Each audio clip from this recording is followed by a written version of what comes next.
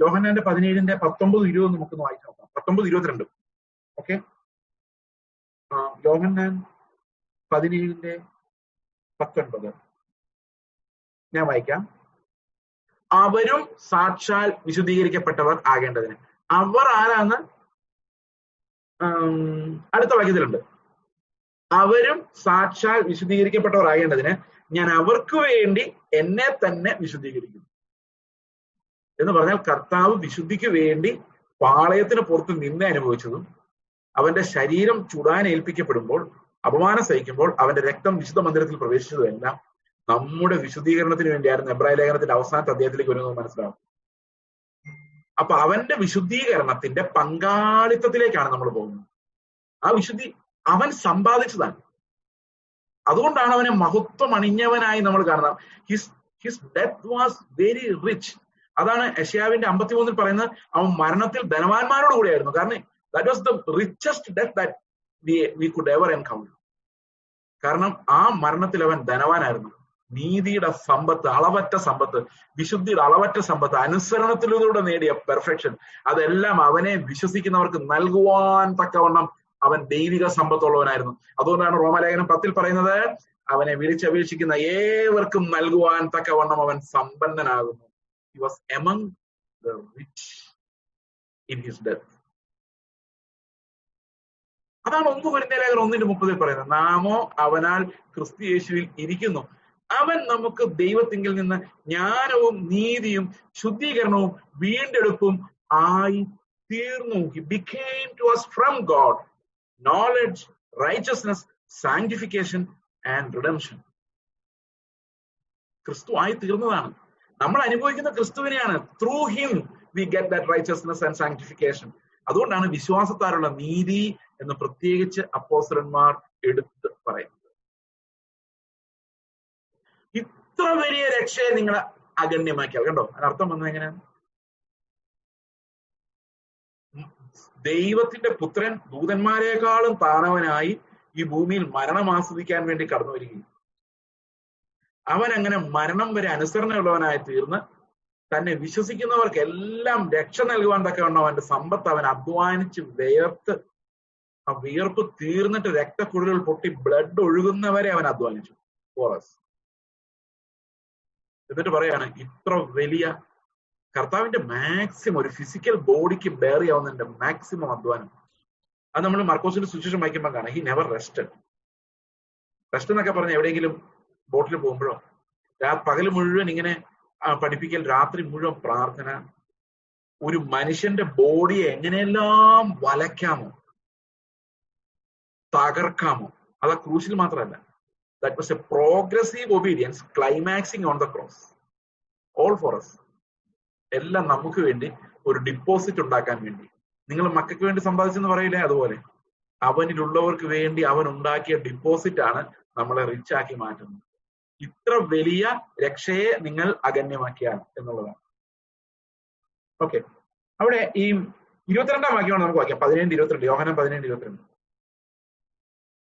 നമ്മൾ 19-ാം വാക്യത്തിൽ വിശുദ്ധിയെ കുറിച്ച് കണ്ടതെങ്കിൽ 22-ാം വാക്യത്തിൽ പറഞ്ഞത്, നീ എനിക്ക് തന്നിട്ടുള്ള മഹത്വം ഞാൻ അവർക്ക് കൊടുത്തിരിക്കുന്നു. അപ്പൊ മഹത്വം അണിഞ്ഞവനായി ഇവനെ കാണുന്നത് പിതാവ് നൽകിയ മഹത്വമാണ്.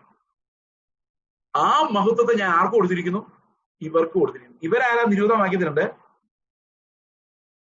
ഇവർക്ക് വേണ്ടി മാത്രമല്ല, ഇവരുടെ വചനത്താൽ എന്നിൽ വിശ്വസിപ്പാനിരിക്കുന്നവർക്ക് വേണ്ടി. അപ്പോ ആരെല്ലാം വിശ്വസിക്കുമോ അവർക്കെല്ലാം വേണ്ടി കർത്താവിന്റെ വിശുദ്ധീകരണം മാത്രമല്ല, പിതാവ് അവന് നൽകിയ മഹത്വവും അവൻ നൽകിയിരിക്കുന്നു.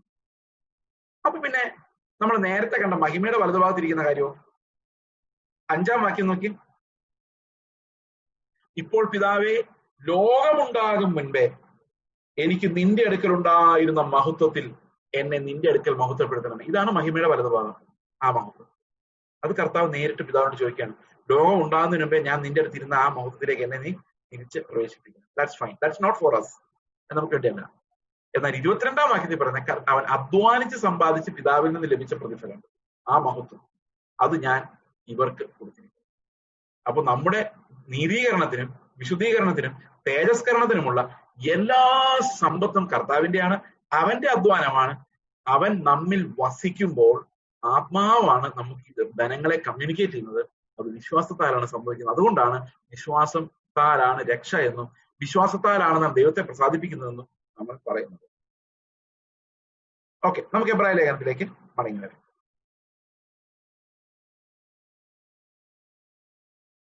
ഓൾറൈറ്റ്, 10-ാം വാക്യം, 9 വരെയുള്ള കഴിഞ്ഞു. 10-ാം വാക്യം, സകലത്തിനും ലാക്കും കാരണഭൂതനുമായവൻ അനേകം പുത്രന്മാരെ തേജസ്സിലേക്ക് നടത്തുമ്പോൾ. അപ്പം ഈ രക്ഷയുടെ ക്ലൈമാക്സ് എന്ന് പറയുന്നത് നമുക്ക് ലഭിക്കാൻ പോകുന്ന തേജസ്സാണ്.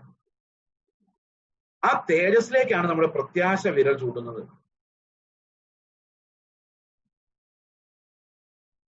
സകലത്തിനും ലാക്കും സകലത്തിനും കാരണഭൂതനുമായവൻ അനേകം പുത്രന്മാരെ തേജസ്സിലേക്ക് നടത്തുമ്പോൾ. അപ്പൊ ദൈവത്തിന്റെ ഉദ്ദേശം എന്താണ്?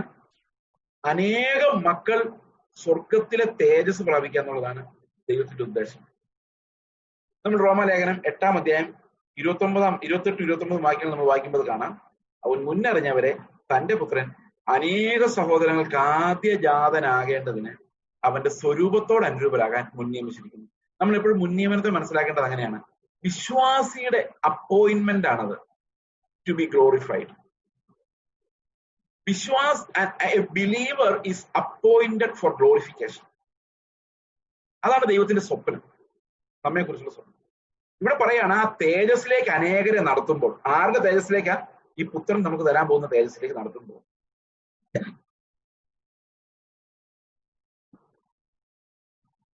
ഓക്കെ, അവരുടെ രക്ഷാനായകനെ കഷ്ടാനുഭവങ്ങളാൽ തികഞ്ഞവനാക്കുന്നത് യുക്തമായിരുന്നു. അപ്പോ ഈ കഷ്ടാനുഭവങ്ങളുടെ പ്രസക്തി എന്താണ്? എങ്ങനെയാണ് കഷ്ടാനുഭവങ്ങളുടെ ഒരാൾ തികഞ്ഞവനാകുന്നത്? നമ്മുടെ വിശ്വാസം പരീക്ഷിക്കപ്പെടുമ്പോഴാണ് നമ്മൾ തികഞ്ഞവരാകുന്നത്. കഷ്ടാനുഭവങ്ങളാണ് എപ്പോഴും നമ്മുടെ വിശ്വാസത്തെ പരീക്ഷിക്കുന്നത്. പ്രത്യേകിച്ച് ഈ കൊറോണ കാലഘട്ടത്തിൽ നമ്മളത് മനസ്സിലാക്കിയിട്ടുണ്ട്. പല ആളുകളും പല പദ്ധതികൾ ഒരുക്കി വെച്ചിരുന്ന ഒരു കാലഘട്ടമാണ്. ഓക്കെ, ഞാൻ ഈ സമയത്ത് വിദേശയാത്ര നടത്തിക്കൊണ്ടിരിക്കേണ്ടതാണ്. 9 വിദേശയാത്രകളാണ് ഈ 6 മാസത്തിനുള്ളിൽ ക്യാൻസൽ ആയത്.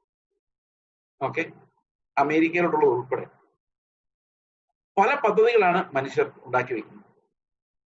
ദൈവം നമ്മളെ പഠിപ്പിക്കുന്ന ഒരു കാര്യമാണ്, ഇതിനിടയിലൂടെ പഠിപ്പിക്കുന്ന ഒരു കാര്യമുണ്ട്, നമ്മളെ തികഞ്ഞവരാക്കാൻ, ക്രിസ്തുവിൽ തികഞ്ഞവരാക്കാൻ. പക്ഷെ ഒരു കാര്യം ഞാൻ പറയാം, അവിടെ എല്ലാം പോയാലും എത്ര പേരോട് പ്രസംഗിക്കാൻ പറ്റുമോ അതിനേക്കാളും എത്രയോ കൂടുതൽ ആളുകളോട് ഈ സൂമിലൂടെ ഞാനിപ്പോൾ സംസാരിച്ചു കഴിഞ്ഞു, നിങ്ങളോട് ഉൾപ്പെടെ, അല്ലേ? ഇപ്പൊ അല്ലെങ്കിൽ ഇങ്ങനെ ഒരു സാഹചര്യം ഉണ്ടാവില്ലായിരുന്നു. അപ്പൊ ശരിക്കും ഞങ്ങളുടെ ചർച്ചിന്റെ ബൈബിൾ ക്ലാസ് തന്നെ ഞങ്ങളുടെ വീട്ടിൽ നടത്തുമ്പോൾ 9 പേര് 10 പേര്. പക്ഷെ ഇപ്പൊ സൂമിലായപ്പം 65 പേര് 70 പേര് 80 പേര്. സമയം ഇഷ്ടം പോലെ. അപ്പൊ ദൈവം ഒരർത്ഥത്തിൽ പറഞ്ഞാൽ ദൈവവേലയ്ക്ക് ഭയങ്കര ഒരു ഒത്തിരി ദൈവദാസന്മാരും വിശ്വാസികളെ കഷ്ടപ്പെടുന്നുണ്ട്, ശരിയാണെങ്കിലും ഈ കഷ്ടാനുഭവങ്ങൾ വരുമ്പോൾ പ്ലാനുകൾ മറിയുമ്പോഴാണ് നമ്മുടെ വിശ്വാസം പരീക്ഷിക്കപ്പെടുന്നത്. Are we able to rejoice in whatever God is giving? ആ റിജോയ്സിങ് നമുക്ക് പറ്റുന്നുണ്ടെങ്കിൽ നമ്മുടെ വിശ്വാസം കുറച്ച് സ്റ്റേബിൾ ആണെന്ന് നമുക്ക് അനുമാനിക്കാം. ഓക്കെ, ഞാൻ പലപ്പോഴും വേദനയോട് ഓർത്തിട്ടുള്ള ഒരു കാര്യമാണ്. ഞാൻ 1994 രക്ഷിക്കപ്പെടുന്നത്. അന്ന് ഞങ്ങൾ എപ്പോഴും പാടിക്കൊണ്ടിരുന്ന പാട്ടുകൾ, അന്നത്തെ ഹിറ്റ് പാട്ടെന്ന് പറയുന്നത് സ്വർഗനാട്ടിലെ പ്രിയൻ ചേർത്തിലും സ്വന്തം വീട്ടിൽ ചേർന്നിരുന്നു, തീർത്തിലും സ്വന്തം വീട്ടിൽ ചേർന്നിരുന്നു, അക്കരയ്ക്ക് യാത്രയും സിയോൻ സഞ്ചാരി, മൽപ്രിയനെ എന്നേശു നായകനെ എപ്പോൾ വരും, സിയോൻ യാത്ര ചെയ്തിൽ മനമേ ഭയമൊന്നും വേണ്ട. ഇതൊക്കെയായിരുന്നു 94 ഞാൻ രക്ഷിക്കപ്പെട്ട. ഇങ്ങനെ ഒരൊറ്റ പ്രത്യാശാഗാനം പോലും ആരും പാടി ഹിറ്റാക്കിയിട്ടില്ല. ഒറ്റ പാട്ട് പോലും. ജനം മുഴുവൻ ലോകത്തിന്റെ പ്രോമിസിലോട്ട് പോയി. പ്രവാചകന്മാര് മുഴുവൻ അത് പറയാൻ പറഞ്ഞു. ഏത് പ്രസംഗം എടുത്താലും കർത്താവ് ജനത്തിനും വേണ്ട. അതാണ് ഏറ്റവും വലിയ. ഞാൻ കഴിഞ്ഞ ഡിസംബറിൽ ഞാൻ പല സ്ഥലത്തും പറഞ്ഞു, ഇതൊരു വലിയ അനുഭവമായിരുന്നു. അതുകൊണ്ട് പറഞ്ഞു, എനിക്ക് നല്ല ഇഷ്ടമുള്ള ഒരു പ്രസംഗകൻ, കേരളത്തിലൊരു പ്രസംഗകൻ. ഇഷ്ടം എന്ന് പറഞ്ഞു കഴിഞ്ഞാൽ അദ്ദേഹത്തിന്റെ പ്രസംഗം ഇഷ്ടമാണെന്നുള്ളത് മാത്രമല്ല, അദ്ദേഹം തന്നെ കുറച്ചുകൂടെ അടുപ്പമുള്ളവരാണ്. അദ്ദേഹം ഇങ്ങനെ ഒരു സ്റ്റേജിൽ പ്രസംഗിക്കുകയാണ്, കർത്താവ് ഏത് സമയത്തും വരെ നിങ്ങൾ ഒരുങ്ങിയിരിക്കണം എന്നാണ് മെസ്സേജ്. ഒരു 100 പേരെ 200 പേരോളം കേൾക്കാനുണ്ട്. പക്ഷെ ഒരൊറ്റ ഹല്ലേലിയ പോലും അവിടെ ഒന്നുമില്ല, ഒരു സ്തോത്രമില്ല. ആൾക്കാരിങ്ങനെ മയിൽക്കുറ്റി പോലെ ഇരിക്കുകയാണ്, ഒരു രക്ഷയില്ല. ഈ പാവം മനുഷ്യൻ വിഷമിച്ച് എന്ത് ചെയ്യും? കർത്താവ് വരും എന്ന് പറഞ്ഞാൽ ഉണർന്ന് തുള്ളിച്ചാടുന്ന ജനമൊക്കെ ഒരു തലമുറ മുമ്പായിരുന്നു. ഇദ്ദേഹം എന്ത് വിചാരിച്ചിട്ട് ആരും അനങ്ങുന്നില്ല. അവസാനം മീറ്റിംഗ് തീരുന്നതിന് 5 മിനിറ്റ് മുമ്പ് പുള്ളി പ്ലേറ്റ് ഒന്ന് തിരിച്ചു. പുള്ളി പറഞ്ഞു, നിങ്ങളുടെ വിഷയം എന്തായാലും. അപ്പോഴേക്കും ആരോ അങ്ങ് തുടങ്ങി. ഈ വിഷയം എന്ന് കേട്ടപ്പോഴേക്കും ജനം അങ്ങ് ഇളകി. അതിന് നടുവിലേക്ക് ഇറങ്ങി വരുന്ന ദൈവം. അപ്പൊ അതിന് നടുവിലോട്ട് വന്നാൽ മതി, എന്നെ കൊണ്ടുപോകാൻ ആരും വരണ്ട. അപ്പോ ആ പ്രത്യാശ അങ്ങ് മാറിയിട്ട് ഈ വിഷയങ്ങൾ പരിഹരിക്കാൻ വേണ്ടിയുള്ള ഒരു ദൈവം. ഇത് ഈ എല്ലാ മതങ്ങളിലും ഉണ്ട്, വിഷയങ്ങൾ പരിഹരിക്കാൻ ദൈവം, അല്ലെങ്കിൽ എന്താ തടസ്സങ്ങളെ മാറ്റുന്ന ദൈവം.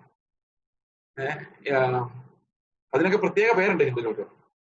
അവരെ ഇതിനകത്തൊക്കെ മിടുക്കന്മാര്. അവരെല്ലാം അതിന് ഓരോരോരോരോ ഐഡൽസ് ആക്കി മാറ്റിയേക്കാറ് എളുപ്പത്തിന് വേണ്ടി.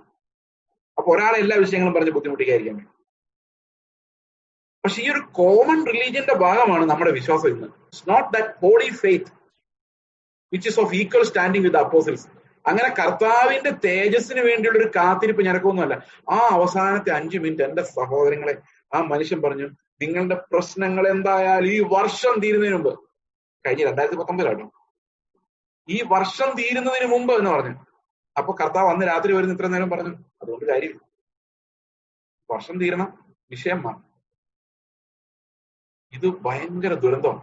ശരിക്കും മലയാളി പെന്തക്കോസ്തുകാരുടെ ദുരന്തമല്ല, ലോകമെമ്പാടുമുള്ള വിശ്വാസത്യാഗം. ലോകത്തിലൊരിടത്തും കേൾക്കാത്ത പ്രത്യാശയുടെ വചനങ്ങൾ ഇന്ന് ഒരിടത്തും ഒരു സഭയിലും കേൾക്കാറില്ല. ഓക്കെ, നമുക്കത് അവിടെ നിർത്താം. കഷ്ടാനുഭവങ്ങളിലൂടെ തികഞ്ഞവനായ കർത്താവിനാണ് സമ്പത്ത്. ആ മരണം, അത് ഈ യെശയ്യാവിന്റെ 53 നിങ്ങൾ വായിച്ചു നോക്കിയാല് ഇതെല്ലാം പറയാൻ നമുക്ക് സമയമില്ല. ഇപ്പൊ തന്നെ നിങ്ങൾക്ക് അറിയാം എത്ര പ്രഷറിന് മേലെ നമ്മളോട്. അപ്പൊ ഇത് പ്രഷർ ഞാൻ മനഃപൂർവ്വം എടുക്കുന്നതാണ്, നല്ലതുമാണ്. കാരണം എന്താ വെച്ച് കഴിഞ്ഞാൽ you can hear it again. നിങ്ങൾക്ക് ഇതിനോട് കൂടി കൂട്ടിച്ചേർക്കാം. കാരണം ഈ വചനത്തോട് കൂട്ടിച്ചേർക്കരുത്, ഇതിനോട് കൂട്ടിച്ചേർക്കാം. അപ്പൊ ഇത് നമ്മുടെ കയ്യിലുള്ള കാര്യമാണ്. അപ്പൊ യെശയ്യാവ് 53 ഒന്ന് വായിച്ചാൽ അതിനകത്ത് നമുക്കൊരു കാര്യം മനസ്സിലാവും. ദൈവം അവനെ ഉയർത്തി എന്ന് പറയുന്നത്, അവന് ധനവാന്മാരുടെ കൂടെ ആയിരുന്നു എന്നൊക്കെ പറയുന്നത് ഭയങ്കര കഷ്ടാനുഭവങ്ങളിലൂടെ അവൻ സമ്പാദിച്ചതാണ്. അപ്പൊ അത് തന്നെയാണ് ഈ എബ്രായ ലേഖനത്തിൽ പറയുന്നത്. നമ്മളെല്ലാം രക്ഷിക്കാൻ അവൻ സമ്പത്തുള്ളവനാകുന്നത് അവനെ കഷ്ടാനുഭവങ്ങളിലൂടെ തികഞ്ഞവനാക്കിക്കൊണ്ടാണ്, പെർഫെക്റ്റ് ആക്കിക്കൊണ്ട്. He was perfected to make us perfect. എന്നിട്ട് അടുത്ത വാക്യം പറയുന്നത്, വിശുദ്ധീകരിക്കുന്നവനും വിശുദ്ധീകരിക്കപ്പെടുന്നവർക്കും എല്ലാം ഒരുവനല്ലോ പിതാവ്. കണ്ടോ, അതാണ് ദൈവം തന്ന ഏറ്റവും വലിയ ദാനം. എന്നെ വിശുദ്ധീകരിക്കാൻ ഒരാൾ വന്നായിരുന്നു, അതാരാണ്? കർത്താവ്. വിശുദ്ധീകരിക്കപ്പെടുന്നത് ആരാ? ഞാൻ. വിശുദ്ധീകരിക്കുന്നത് കർത്താവാണ്. എന്റെ കുറെ പ്രവൃത്തികളല്ല എന്നെ വിശുദ്ധീകരിക്കുന്നത്, ക്രിസ്തുവിന്റെ പ്രവൃത്തികളാണ് എന്നെ വിശുദ്ധീകരിക്കുന്നത്. അപ്പൊ വിശുദ്ധീകരിക്കുന്നവനായ ക്രിസ്തുവിനും വിശുദ്ധീകരിക്കപ്പെടുന്നവരായ നമുക്കും ഒരു പിതാവാണുള്ളത്. ഓക്കെ, വിശുദ്ധീകരിക്കുന്നവനായ കർത്താവിനും വിശുദ്ധീകരിക്കപ്പെടുന്നവനായ നമുക്കും ഒരു പിതാവാണുള്ളത്. അതുകൊണ്ടാണ് അവൻ നമ്മെ സഹോദരന്മാരെന്ന് വിളിച്ചത്. എന്നിട്ട് ആ വാക്യം ഇങ്ങനെയാണ്, ഞാൻ നിന്റെ നാമത്തെ എന്റെ സഹോദരന്മാരോട് കീർത്തിക്കും എന്ന് പറഞ്ഞു കഴിഞ്ഞാൽ അതിനർത്ഥം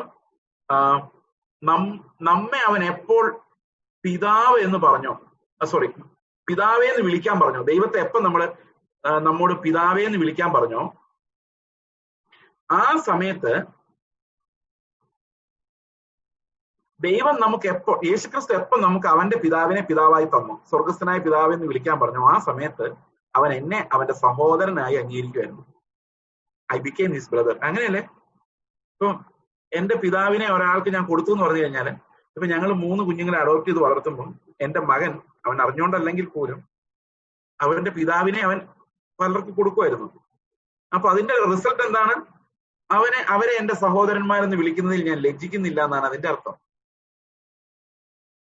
അപ്പൊ യേശുക്രിസ്തു നമ്മളെ അവന്റെ സഹോദരന്മാരെന്ന് വിളിക്കാൻ ലജ്ജിക്കാതെ അവന്റെ പിതാവിനെ തന്നെ അവൻ നമുക്ക് തന്നു. That means he accepted us as his brethren. അവന്റെ സഹോദരങ്ങളായി അവൻ നമ്മളെ അംഗീകരിച്ചു എന്നാണ്. ഞാൻ നിന്റെ നാമത്തെ എന്റെ സഹോദരന്മാരോട് കീർത്തിക്കും, സഭാമധ്യേ, ആ സഹോദരന്മാരുടെ മധ്യത്തിൽ ഞാൻ നിന്റെ നാമത്തെ മഹത്വപ്പെടുത്തും, നിന്നെ സ്തുതിക്കും എന്നത് പ്രവചനമായിട്ട് വാക്യമായിട്ട് കാണുന്നുണ്ട്. ഓക്കെ. എന്നും ഞാൻ അവനിൽ ആശ്രയിക്കുമെന്നും ഇതാ ഞാനും ദൈവം എനിക്ക് തന്ന മക്കളും എന്ന് പറയുന്നത്. ആരുടെ മക്കളാ? ദൈവത്തിന്റെ മക്കൾ. ദൈവം എനിക്ക് തന്നിരിക്കുകയാണ് അവരെ എന്ന കർത്താവ്. അപ്പം നമ്മൾ ശരിക്കും ആരുടെ ജനമാണ്? കർത്താവിന്റെ ജനമാണ്. അവന്റെ കഷ്ടാനുഭവങ്ങളിലൂടെയാണ് അവൻ നമ്മളെ രക്ഷിച്ചത്. അവന്റെ മരണം, അവന്റെ പുനരുത്ഥാനം, അവന്റെ കഷ്ടാനുഭവങ്ങൾ. ആ കഷ്ടാനുഭവങ്ങളുടെ പെർഫെക്ഷനാണ് നമ്മെ എല്ലാം അവന്റെ സഹോദരന്മാരായിട്ട് മാറ്റിയത്. പ്രിയ സഹോദരങ്ങൾ, ഇതിനകത്ത് നമുക്ക് വലിയൊരു കാര്യം മനസ്സിലാക്കാനുള്ളത്, ഈ ഒരു യേശു എന്ന പുത്രനും നമ്മളും തമ്മിലുള്ള വലിയൊരു വൈരുദ്ധ്യമാണ്. We are so different in our nature, in our desires. നമ്മുടെ ആഗ്രഹങ്ങളുടെ കാര്യത്തിലും നമ്മുടെ ജീവിതത്തിന്റെ കാര്യത്തിലും നമ്മൾ വളരെ കർത്താവുമായിട്ട് വ്യത്യാസമുള്ളവരാണ്. ഞാനിത് മനസ്സിലാക്കിയത് ഞങ്ങളുടെ ഒരു കുഞ്ഞിനെ ആദ്യമായിട്ട് അഡോപ്റ്റ് ചെയ്യുമ്പോൾ, ഞങ്ങളുടെ സ്വന്തം മകന് 1.25 വയസ്സ് പ്രായമുള്ളപ്പോഴാണ് ഞങ്ങളൊരു കുഞ്ഞിനെ അഡോപ്റ്റ് ചെയ്യുന്നത്, ഒരു മോളെ അഡോപ്റ്റ് ചെയ്യുന്നത്. അവൾ വളരെ നോട്ടിയാൽ എന്ത് പറഞ്ഞാലും അനുസരിക്കത്തില്ല. 3.5 വയസ്സുണ്ട്, പക്ഷെ ഷി വാസ് വെരി ഡിസോബീഡിയന്റ്. ഞങ്ങളുടെ ഭാഷ മനസ്സിലാവില്ല, ഞങ്ങളുടെ സംസ്കാരം മനസ്സിലാവില്ല. She was born in A street, growing in A street in Andhra Pradesh. അപ്പൊ അവൾക്ക് അതൊന്നും അന്നത്തെ കാലത്ത് ഒരു വകയും മനസ്സിലാവുന്നില്ല. അപ്പൊ ഞങ്ങൾ എന്ത് പറഞ്ഞാലും അവൾ അനുസരിക്കില്ല, ഭാഷ അറിയത്തില്ല. അവൾ ആകെ ടയർഡായി. ഞങ്ങളുടെ മുകളിൽ ഹൗസ് ഓണറൊക്കെ ഞങ്ങളെ വഴക്ക് പറയാൻ തുടങ്ങി, കുഞ്ഞുമായിട്ട് ഇറങ്ങി പോകുന്നൊക്കെ പറയാൻ തുടങ്ങി. അപ്പൊ ഞാൻ കർത്താവിനോട് ഒരു ചോദ്യം ചോദിക്കുകയാണ്, കർത്താവ് എന്തുകൊണ്ടാണ് ഇതിങ്ങനെ സംഭവിച്ചത്? ഇപ്പൊ കർത്താവിനോട് ചോദിച്ചു, നിന്റെ മകനെ കൊണ്ട് നിനക്ക് എന്തെങ്കിലും പ്രശ്നമുണ്ടോ? ഒരു പ്രശ്നമില്ല. അപ്പൊ കർത്താവ് പറഞ്ഞു, എന്റെ മകനെ കൊണ്ടും എനിക്കൊരു പ്രശ്നമില്ല. കാൽവരി ക്രൂശിൽ മരിക്കുന്നിടത്തോളം അവൻ അനുസരണയുള്ളവനായിരുന്നു. എന്റെ വീട്ടിൽ അനുസരണ ഇല്ലാത്ത പിള്ളേരുണ്ടായത് നിന്നെയൊക്കെ ദത്തെടുത്തതിന് ശേഷമാണ്. അതുകൊണ്ട് ഞാൻ നിന്നോട് കാണിക്കുന്ന ദീർഘക്ഷമ എന്താണെന്ന് മനസ്സിലാകണമെങ്കിൽ നീ ആദ്യം കൊച്ചിനോട് ക്ഷമിച്ചോണ്ട് തുടങ്ങിക്കോളം പറഞ്ഞു ക്രിസ്തീയ ജീവിതം. Start lesson 1, adoption. ശത്രു പ്രകൃതമുള്ള കുറെ മക്കളെ എടുത്ത് ദൈവം അവന്റെ വീട്ടിൽ കയറ്റിയിട്ട് അവരെ സ്വന്തം പുത്രന്റെ സ്വഭാവമുള്ളവരാക്കി മാറ്റാൻ പാട് അത് ഇന്നും ഒരു പെടാപ്പാടായിട്ട് കിടക്കുക. കാരണം നമുക്ക് അങ്ങനെ ആകണ്ട, നമുക്ക് യേശുവിനെ പോലെ ആകണ്ട. നമ്മുടെ പ്രാർത്ഥനകളൊന്ന് ശ്രദ്ധിച്ചു നോക്കി, യേശുവിനെ പോലെ ആകാനുള്ള പ്രാർത്ഥനയാണോ അതോ ഈ ലോകത്തിന്റെ പ്രഭുവിനെ പോലെ ആകാനുള്ള പ്രാർത്ഥനയാണോ? നമ്മുടെ പ്രാർത്ഥനകളെല്ലാം ദൈവം കേട്ടാൽ നമ്മൾ ഈ ലോകത്തിന്റെ പ്രഭുവായി പോകും. എല്ലാ പ്രാർത്ഥന അപ്പൊ ദൈവം കേട്ടാൽ നമ്മൾ അങ്ങനെ ആവുള്ളൂ. കാരണം നമ്മുടെ കണ്ണ് മുഴുവൻ ലോകത്തിലേക്കാണ്. ഈ ലോകത്തിന് ഒരു പ്രഭു ഉള്ളൂ, 666 എന്ന് വേണേൽ പറയാം. നമ്മളൊരു മിനിമം 66 ആകാനുള്ള പ്രാർത്ഥനകളാണ് നമ്മുടെ മുമ്പിൽ മുഴുവൻ കിടക്കുന്നത്. പക്ഷെ കർത്താവ് ക്രൂശിൽ മരിച്ചത് എന്നെ ഒരു 66 ആക്കാൻ വേണ്ടിയല്ല, യേശുവിനെ പോലെ ആക്കാൻ വേണ്ടിയാണ്. ഈ അഡോപ്ഷന്റെ സ്ട്രഗിളിലൂടെയാണ് ഞങ്ങൾ മനസ്സിലാക്കിയത്, നമ്മുടെ പ്രകൃതമില്ലാത്ത ഒരു കുഞ്ഞിനെ നമ്മുടെ പ്രകൃതത്തിലേക്ക് മാറ്റാൻ പെടുന്ന പാട് എത്ര വർഷത്തെ കഠിനാധ്വാനം വിയർപ്പുമാണ്. ഈ കുഞ്ഞുമായിട്ട് ഞങ്ങൾക്ക് വേറൊരു വീട്ടിൽ താമസിക്കാൻ പോകേണ്ടി വന്നു. അപ്പൊ അവിടെ ഞങ്ങളുടെ അയൽവക്കത്ത് ഒരു ഒരു ഒരു അഡ്വക്കേറ്റും ഒരു ടീച്ചറാണ്. അവരൊന്ന് ഞങ്ങളെ പരിചയപ്പെട്ടു. എത്ര പിള്ളേരുണ്ട്? ഞങ്ങൾ 2 പിള്ളേർ, ഒരു കുഞ്ഞ് ഞാൻ എടുത്തിട്ടുള്ളൂ. എന്താ പേര്? ഇപ്പൊ ഞാൻ പറഞ്ഞു ജോനത്തൻ ജമീമ. അവളുടെ പേര് വേറെ ആയിരുന്നു, ഞങ്ങൾ അഡോപ്റ്റ് ചെയ്തപ്പോൾ മാറ്റിയത്. 2 ദിവസം കഴിഞ്ഞപ്പോൾ ഈ സഹോദരി ഞങ്ങളോട് ഒന്ന് പറയാം, ഈ മോള് നിങ്ങളുടെ സ്വന്തമാണ്. ഞങ്ങൾക്ക് ഭയങ്കര വിഷമം തോന്നി. കാരണം ഞങ്ങളുടെ പെരുമാറ്റത്തിൽ എന്തോ പ്രയാസം ഉണ്ടെന്ന് അങ്ങനെ വല്ലതാണോ ചിന്തിച്ചെന്ന് ഞാൻ വിചാരിച്ചു. അപ്പൊ ഞാൻ ചോദിച്ചു എന്തുകൊണ്ടാണ് നിങ്ങൾ അങ്ങനെ പറഞ്ഞത്? അത് ഞങ്ങളുടെ മകളാണ്, എന്തുകൊണ്ടാണ് അങ്ങനെ പറഞ്ഞത്? നിങ്ങളുടെ മകന് തെലുങ്ക് അറിയത്തില്ല, ആന്ധ്രയില, നിങ്ങൾക്കും തെലുങ്ക് അറിയത്തില്ല. പക്ഷെ ഈ കുട്ടി ഉണ്ടല്ലോ, അവള് തെലുങ്കില് ഒന്നാന്തരം തെറിയ പറയുന്നെന്ന് പറയും. There is no way that child can be worse. ശരിക്കും നമ്മുടെ പ്രകൃതമില്ലാത്ത കുട്ടി. ഇങ്ങനെ തന്നെ കർത്താവിന്റെ മുമ്പിൽ നമ്മൾ ബലപ്പെട്ടു. യേശുവുമായിട്ട് ഒരു സാമ്യമില്ല, നമ്മുടെ ഇടപാടുകളിലുമില്ല, നമ്മുടെ ആഗ്രഹങ്ങളിലുമില്ല, നമ്മുടെ നടപ്പിലുമില്ല. അപ്പാന്ന് വിളിക്കുന്നുണ്ടെന്നുള്ള സത്യമാണെങ്കിലും അതിനപ്പുറത്തേക്ക് കടക്കാൻ നമുക്ക് ധൈര്യമില്ല. പക്ഷെ ദൈവത്തിന്റെ സ്വപ്നം ഒരു ദിവസം പുത്രനെ പോലെ, അത് 29 വാക്യത്തിൽ പറഞ്ഞ മുന്നറിഞ്ഞവരെ തന്റെ പുത്രൻ അനേക സഹോദരങ്ങൾക്ക് ആദ്യജാതനാകേണ്ടതിന്, ഏകജാതനാണിപ്പോ, ആദ്യജാതനാകാൻ പോവാ. ആദ്യജാതനാണെങ്കിൽ അവനെ പോലെ തന്നെ ഇരിക്കുന്ന ദത്തുപുത്രന്മാർ വേണം സ്വർഗത്തില്. അവിടെ എഴുതിയിരിക്കും തന്റെ ഏകജാതനായ പുത്രനെ അനേക സഹോദരങ്ങൾക്ക് ആദ്യജാതന, അനേക സഹോദരൻ നമ്മള്, അനേക സഹോദരങ്ങൾക്ക് ആദ്യജാതനാക്കേണ്ടതിന് അവന്റെ സ്വരൂപത്തോട് അനുരൂപരാകാൻ ദൈവം നമ്മെ അപ്പോയിന്റ് ചെയ്തിരിക്കും. അപ്പൊ ആ മൂത്ത സഹോദരനെ, കർത്താവിനെ നമുക്ക് വേണ്ടി കഷ്ടാനുഭവങ്ങളിലൂടെ തികഞ്ഞവനാക്കുക എന്നുള്ളത് നമ്മെ തേജസ്കരിക്കേണ്ടതിന് ആവശ്യമായിരുന്നു. അതുകൊണ്ടാണ് പറയുന്നത്, അനേകം പുത്രന്മാരെ ദൈവം തേജസ്സിലേക്ക് നടത്തുമ്പോൾ അവരുടെ രക്ഷാനായകനെ കഷ്ടാനുഭവങ്ങളിലൂടെ തികഞ്ഞവനാക്കുക എന്നുള്ളത് യുക്തമായിരുന്നു എന്ന് പറയുന്നത്. എത്ര മനോഹരമായിട്ടാണ് അത് പറയുന്നത് അല്ലെ. When we have the gist of apostolic teaching in our heart, ഇതെല്ലാം മനസ്സിലാക്കാൻ ഭയങ്കര എളുപ്പമാണ്. ഞാൻ ഒരൊറ്റ കമന്ററിയും നിങ്ങളുടെ മുമ്പിൽ വെച്ചിട്ടില്ല. ഇത് വചനം മാത്രം. ഞാൻ വായിച്ചിട്ടില്ല. വചനം is so powerful and deep. അതിലേക്ക് മാത്രം നമ്മൾ ഫോക്കസ് ചെയ്യുകയാണെങ്കിൽ ഒരു മനുഷ്യന്റെ സഹായമില്ലാതെ നിങ്ങളിലുള്ള അഭിഷേകം തന്നെ നിങ്ങളെ പഠിപ്പിക്കാവുന്ന രീതിയിലാണ് വചനത്തിന്റെ സെറ്റിംഗ്. 1 യോഹന്നാൻ 2-ാം അധ്യായത്തിന്റെ 20-27 വാക്യത്തിൽ പറയുന്നത്, നിങ്ങളെ ആരും പഠിപ്പിക്കേണ്ട ആവശ്യമില്ല, അവന്റെ അഭിഷേകം നിങ്ങളിൽ വസിക്കുന്നു. ആ അഭിഷേകം നിങ്ങളെ പഠിപ്പിക്കുന്ന ദൈവത്തിന്റെ അപ്പോസ്തലന്മാരുടെ ലേഖനങ്ങൾ, പ്രവാചകന്മാരുടെ പുസ്തകങ്ങളെല്ലാം നമ്മളിൽ വസിക്കുന്ന അഭിഷേകം നമ്മളെ പഠിപ്പിക്കേണ്ട രീതിയിലാണ് അറേഞ്ച് ചെയ്യപ്പെട്ടിരിക്കുന്നത്. ആ അഭിഷേകത്തിൽ നമ്മൾ പഠിക്കണം. ഒരു മനുഷ്യനിൽ നിങ്ങൾക്ക് പഠിക്കാൻ പറ്റില്ല. നിങ്ങൾ ഇതെല്ലാം മറന്നുപോകും. ഞാൻ പറയുന്ന ഓരോ കാര്യങ്ങളും എന്നിൽ നിങ്ങൾക്ക് ഒന്നും പഠിക്കാനില്ല. കാരണം 2 days you will forget everything. പക്ഷെ നിങ്ങളിലുള്ള അനോയിന്റിങ്ങിൽ തന്നെ നിങ്ങൾ ഈ വചനങ്ങൾ പഠിക്കണം. You have only one master, one teacher. You are all his disciples. You are all learning. You are all learning. എന്റെ ഡ്യൂട്ടി എന്ന് പറയുന്ന വചനം ഇതാണ് എന്ന് കാണിച്ചു തരാൻ മാത്രമാണ്. I cannot do anything more. You cannot learn anything from me. പലരും തെറ്റിദ്ധാരണയാണത്. ചേസ് പറയുന്നത് എന്തെങ്കിലും കേട്ടേക്കാം. Nothing in it. ദൈവം നമുക്ക് തരുന്ന ഒരാൾ പഠിപ്പിക്കുന്നതോട് നമുക്ക് പുതിയ നിയമം പഠിക്കാൻ പറ്റില്ല. അത് അവന്റെ അനോയിന്റിംഗ് എന്ന് മാത്രമേ പഠിക്കാൻ പറ്റുള്ളൂ. ആത്മാവ് നമ്മളോട് സംസാരിക്കുന്നില്ലെങ്കിൽ ഇതെല്ലാം ബുദ്ധിയിൽ ഇരിക്കുകയും അതെല്ലാം ഉണങ്ങിപ്പോവുകയും ചെയ്യുന്നതല്ലാതെ ജീവനായി മാറില്ല. Will not have that power to convert us. അപ്പൊ ദൈവത്തിന്റെ വചനത്തെ ആ ഒരു ഡെപ്തിൽ നമ്മൾ മനസ്സിലാക്കണം. എന്നോട് സംസാരിക്കുന്ന അതേപോലെ കർത്താവിന്റെ വചനം നിങ്ങളോട് സംസാരിക്കും. നിങ്ങളുടെ ഉള്ളിലുള്ള അനോയിന്റിംഗ് ആണ് നിങ്ങളെ പഠിപ്പിക്കേണ്ടത്. ഉപദേഷ്ടാവിന്റെ കൃപാവരം ഉള്ളതുകൊണ്ടാണ് ഞാൻ ഇവിടെ ഈ കാര്യങ്ങൾ ഇപ്പൊ എക്സ്പ്ലെയിൻ ചെയ്യുന്നത്. ദാറ്റ്സ് ഓൺലി എ കൃപാവരം, nothing more than that. Okay, 14-ാം വാക്യം, മക്കൾ ജഡരക്തങ്ങളോട് കൂടിയവർ ആകൊണ്ട് അവനും അവരെ പോലെ ജഡരക്തങ്ങളോട് കൂടിയവനായി മരണത്തിന്റെ അധികാരിയെ പിശാചിനെ തന്റെ മരണത്താൽ നീക്കി ജീവപര്യന്തം മരണഭീതിയാൽ അടിമകളായിരുന്നവരെ ഒക്കെയും വിടുവിച്ചു. ഒത്തിരി കാര്യങ്ങളുണ്ട്. നമ്മുടെ ടൈം ആണ് അതിനകത്തൊരു ക്രൈസിസ്. എന്തെല്ലാം കാര്യങ്ങൾ, എന്തെല്ലാം ദുരുപദേശങ്ങളാണ് ഈ ഒരൊറ്റ വാക്യം ഭേദിക്കുന്നതെന്ന് അറിയുന്നു. ഒന്ന്, ഡോസറ്റിസം എന്നാണ് തോന്നുന്നത്. അതെ, ഡോസറ്റിസിസം. യേശു ക്രിസ്തു വന്നത് ഒരു ഫോം ആയിരുന്നു, മനുഷ്യനായിരുന്നില്ല. മനുഷ്യൻ ജഡരക്തങ്ങളോടെ അല്ല കർത്താവ് വന്നതെന്നുള്ള ഉപദേശം. അതായിരുന്നു ആദ്യത്തെ ദുരുപദേശം. അതുകൊണ്ടാണ് യോഹന്നാൻ പറയുന്നത് യേശു ജഡത്തിൽ വന്നില്ല എന്ന് പറയുന്നതല്ല ശപിക്കപ്പെടും. ഡോസറ്റിസ്റ്റുകളെ കുറിച്ചാണ് പറയുന്നത്. ഇവിടെ പറയാണ് അവൻ നമ്മൾ ജഡരക്തങ്ങളോട് കൂടെ ഉള്ളവരായിരുന്നുകൊണ്ട് അവനും ജഡരക്തങ്ങളോട് വന്നു. പക്ഷെ ഒരു കാര്യം നമ്മളിവിടെ മനസ്സിലാക്കണം, പാപജഡമല്ലായിരുന്നു. ഇത് അടുത്ത ദുരുപദേശം. അതൊരു എക്സ്ട്രീം കേസ് ദുരുപദേശമാണ്. യേശു ക്രിസ്തുവിന് ഒരു പാപജഡം ഉണ്ടായിരുന്നു, അതുകൊണ്ട് അവൻ നമുക്ക് ഉദാഹരണമാണെന്നും അവൻ ചെയ്യുന്ന പോലെയൊക്കെ നമ്മൾ ചെയ്താൽ നമ്മൾ രക്ഷപ്പെടും എന്നുള്ള ഉപദേശം റോങ് ആണ്. യേശു ക്രിസ്തു ഒരിക്കലും പാപജഡത്തിലല്ല വന്നത്, പാപജഡത്തിന്റെ സദൃശത്തിലാണ് വന്നത്. In the likeness of sinful flesh. There was no sin in Christ. അതും എബ്രായ ലേഖനം 5-ാം അധ്യായം വായിക്കുമ്പോൾ നമുക്കത് മനസ്സിലാവും. മലയാളത്തിൽ പറഞ്ഞില്ലേ പാപം ഒഴികെയെന്ന്. അപ്പൊ നമുക്ക് മനസ്സിലാകാൻ എളുപ്പത്തിന് വേണ്ടി നമ്മൾ പറയും അത് ബ്രദർ ഒരു ട്രാൻസ്ലേഷൻ പ്രോബ്ലം ആണ്, ഇംഗ്ലീഷില് പാപം ചെയ്തില്ല എന്നാണ്. അതല്ല കറക്റ്റ്. മലയാളമാണ് കറക്റ്റ്. നിങ്ങൾ ഇംഗ്ലീഷ് സ്റ്റാൻഡേർഡ് വേർഷൻ ബൈബിൾ വായിച്ചു നോക്കി, അവർ ഏതായാലും മലയാളം നോക്കി കോപ്പി അടിച്ചതല്ല, അത് ലിറ്ററൽ ഇക്വലൻസ് ഉള്ള ബൈബിളാണ്. അവിടെ പറയുന്നത് അങ്ങനെ തന്നെയാണ്. You was tempted in every way as we are tempted yet without sin. പാപം കൂടാതെയുള്ള പരീക്ഷണങ്ങളായിരുന്നു. അതെങ്ങനെയാണ് നമുക്ക് 4-ാം അധ്യായത്തിന്റെ അവസാനത്തെ വാക്യങ്ങൾ വായിക്കുമ്പോൾ നമുക്ക് മനസ്സിലാക്കണം. In him there was no sin. ചില ആൾക്കാർ പറയുന്നത് എന്താണെന്നറിയോ, ഈ മരുഭൂമി കിടന്നപ്പം കർത്താവിന് വിശന്നല്ലോ 40 ദിവസം.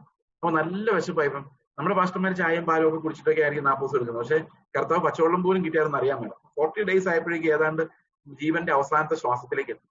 അപ്പൊ പിശാചുണ്ടെന്ന് പറയുന്നത്, നീ എന്തിനാ ഇങ്ങനെ കഷ്ടപ്പെടുന്നത്, ദൈവത്തിന്റെ മകനല്ലേ, നീ വിചാരിച്ചാൽ ഈസി ആയിട്ട് ഈ കല്ലുകളെല്ലാം അപ്പമാക്കി മാറ്റി തിന്നുകൂടെ എന്ന് പിശാച് അവനോട് ചോദിക്കുന്നത്. അല്ല, അവന്റെ ഉള്ളിൽ തോന്നുന്നില്ല. പല ആൾക്കാരും പറയുന്നത് പിശാചല്ല, അവന്റെ ഉള്ളിൽ തോന്നിയതാ, പിശാച് അങ്ങനെ വന്നിട്ടൊന്നുമില്ല. എന്റെ പ്രിയ സഹോദരങ്ങളെ, യേശുവിന്റെ അടുത്ത് മാത്രമേ പിശാച് അങ്ങനെ പരീക്ഷിക്കാൻ ആദമിന് ശേഷം ചെല്ലുന്നുള്ളൂ. നമ്മുടെ അടുത്തൊന്നും പരീക്ഷിക്കേണ്ട കാര്യം പോലും ഇല്ല. കാരണം പിശാച് വരുന്നതിന് മുമ്പ് നമ്മൾ റെഡിയായിട്ട് അനുസരിച്ചിരിക്കും. ഇത് ശരിക്കും നമ്മുടെ അടുത്ത് പിശാച് വരണ്ടാത്തതിന്റെ കാര്യം എന്ന് വെച്ച് കഴിഞ്ഞാൽ ഈ കുട്ടൻസുകളെല്ലാം നമ്മുടെ അകത്ത് തന്നെയുണ്ട്. നമ്മൾക്ക് ആത്മാവിന്റെ ശക്തി വല്ലതും കിട്ടിയ കല്ലല്ല മണ്ണ് വരെ അപ്പമാക്കുവാൻ. അത് ആത്മാവ് കിട്ടി അന്ന് തൊട്ട് തുടങ്ങിയതാ. കല്ലുകളുണ്ടെങ്കിൽ അപ്പമാക്കി മാറ്റുന്ന ദൈവം ഇവിടെ വന്നിട്ടുണ്ടെന്ന് പറഞ്ഞ് അന്നോട്ട് തുടങ്ങിയതാ. പക്ഷെ കർത്താവ് ആത്മാവിനെ പ്രാപിച്ചിട്ട് അവന്റെ അടുത്ത് പിശാചി എന്ന് പറയേണ്ടി വരുവാണ്, നിനക്ക് ഇങ്ങനെ ഒരു ഓപ്ഷൻ ഉണ്ട്. കർത്താവിന് ആ ഓപ്ഷൻ അറിയാമെന്നല്ല, പക്ഷെ അത് ഒരിക്കലും കൺസിഡർ ചെയ്യത്തില്ല, കാരണം അവന്റെ ഉള്ളിൽ പാവമില്ല. അപ്പൊ വെളിയിൽ നിന്നാണ് കർത്താവിന്റെ പരീക്ഷണങ്ങൾ മൊത്തം. കുറെ നാളത്തേക്ക് സാത്താൻ വിട്ടുമാറി, പിന്നെ അവന്റെ അടുത്ത് വന്നു. Again and again it's from outside. There is no inner temptation for Christ. കാരണം ദൈവം അങ്ങനെ ദോഷങ്ങളാൽ ആന്തരികമായി അവന്റെ അസ്തിത്വത്തിൽ പരീക്ഷിക്കപ്പെടുകയില്ല.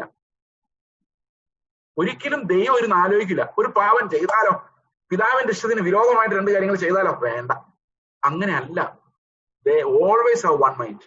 ഓക്കെ, അപ്പൊ വേറെ ചോദ്യങ്ങൾ വരും, നമുക്ക് അതെല്ലാം 4-ാം അധ്യായത്തിൽ പരിഹരിക്കാം. ഓക്കെ, ഇപ്പൊ നമ്മൾ മുമ്പോട്ട് പോവുകയാണ്. അപ്പൊ മക്കൾ ജഡരക്തങ്ങളോട് കൂടിയവരായതുകൊണ്ട് അവനും അവരെ പോലെ ജഡരക്തങ്ങളോട് കൂടിയവനായി മരണത്തിന്റെ അധികാരിയായ പിശാച്. ഈ മരണത്തിന്റെ അധികാരിയായ പിശാച് എന്ന് പറയുമ്പോൾ ശരിക്കും പിശാചിന് നമ്മുടെ മേലുള്ള അതോറിറ്റി എന്താണെന്നറിയോ? മരണഭയമാണ്. മരണഭയം. 15-ാം വാക്യത്തിൽ പറയുന്നത്, തന്റെ മരണത്താൽ ക്രിസ്തു അതിനെ നീക്കി. എന്തിനെ നീക്കി? മരണഭയത്തെ നീക്കി. യേശുക്രിസ്തു അവന്റെ മരണത്താൽ നമ്മുടെ മരണഭയത്തെ നീക്കി. എങ്ങനെ നീക്കിയത്? കർത്താവിനെ പിതാവ് പുനരുത്ഥാനം ചെയ്യിപ്പിച്ചപ്പോൾ നമുക്ക് മനസ്സിലായി, അതേ ആത്മാവ് എന്റെ ഉള്ളിലുണ്ട്, മരിച്ചാലും സാരമില്ല. മരണഭയത്തെ നീക്കി. ഇനി മരണത്തെ ഭയപ്പെട്ടെന്ന് പറയും. നമ്മുടെ സ്വഭാവം അതാണ്, നമുക്കിതെല്ലാം പേടിയാണ്. പക്ഷെ കർത്താവ് പറയുന്നത് എന്താണ്? മരണഭയം നീങ്ങിപ്പോയി, മരണത്തിന്റെ ഭയം ഇനി വേണ്ട. കാരണം എന്താ? അവന്റെ മരണത്താൽ അവൻ പിശാചിന്റെ അധികാരത്തെ നീക്കിക്കളഞ്ഞു. ഈ മരണഭീതി എങ്ങനെ നമ്മളെ അടിമകളാക്കുന്നുള്ളതിന് ഒരു ചെറിയ കഥയും കൂടെ ഞാൻ പറയാം. ഓക്കെ, ഞങ്ങൾ ഈ അഡോപ്റ്റ് ചെയ്ത മോളെ കുറിച്ച് പറഞ്ഞു. ആ മോൾക്ക് ഒരു പ്രത്യേക ക്യാരക്ടറാണ് ചെറുപ്പകാലം. ഇപ്പോഴുള്ള പ്രത്യേക ക്യാരക്ടറാണ്. പഠിക്കാൻ ഇഷ്ടമില്ല, പുസ്തകമൊന്നും ഒരു അക്ഷരം പോലും അറിയില്ല, പക്ഷെ ബാക്കി കാര്യങ്ങളെല്ലാം ഭയങ്കര പ്രാക്ടിക്കൽ ബുദ്ധിയാണ്. ഒരു ദിവസം ഞങ്ങൾ പിള്ളേർക്ക് എല്ലാവർക്കും ചോക്ലേറ്റ് കൊടുക്കും, എല്ലാവർക്കും ഓരോ ചോക്ലേറ്റ്.